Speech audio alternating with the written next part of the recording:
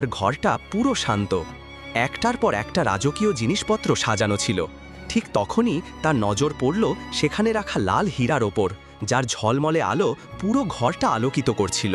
সে চুপচাপ সেই হীরা তুলে নিল আর যেই পথে এসেছে ঠিক সেই পথে রাজপ্রাসাদ থেকে চলে গেল। শাহজাদির ঘুম ভেঙে গেল আর ঘরটা অন্ধকার দেখে সে আতঙ্কিত হয়ে উঠল। ঘাবড়ে গিয়ে শাহজাদি বিছানায় থেকে উঠে দাঁড়ালো আর তার রুমে থাকা ঘণ্টার কাছে গিয়ে ঘণ্টা বাজিয়ে দিল। ঘণ্টার জোরে আওয়াজ শুনে শাহজাদির চাকর ও সেবকরা সঙ্গে সঙ্গে তার কাছে ছুটে এলো। অন্যদিকে বাদশাহ ও রানীও ঘণ্টার আওয়াজ শুনে উঠে গেল। রানী বাদশাহকে বলল, হায়, কি হয়েছে আমার বাচ্চাটার? তাড়াতাড়ি ওর কাছে চলো। বাদশাহ আর মল্লিকা যখন শাহজাদি বানুর ঘরে পৌঁছালেন, তখন তারা দেখল শাহজাদির কাছে এক সৈন্য দাঁড়িয়ে বলছে, শাহজাদি, আমরা এখান থেকে কাউকে বের হতে দেখিনি।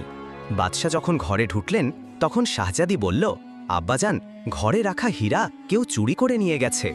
বাদশাহ সঙ্গে সঙ্গে সৈন্যদের আদেশ দিলেন, দ্রুত যাও, চোর এখানেই কোথাও থাকতে পারে।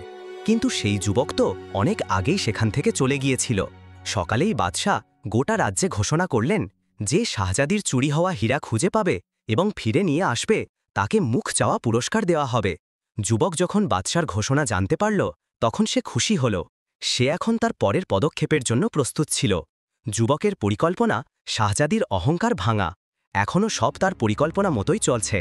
নিজের পরিকল্পনা অনুসারে সে বাদশার সামনে হাজির হল এবং সিংহাসনের সামনে মাথা নত করে অনেক আদবের সঙ্গে সালাম করল।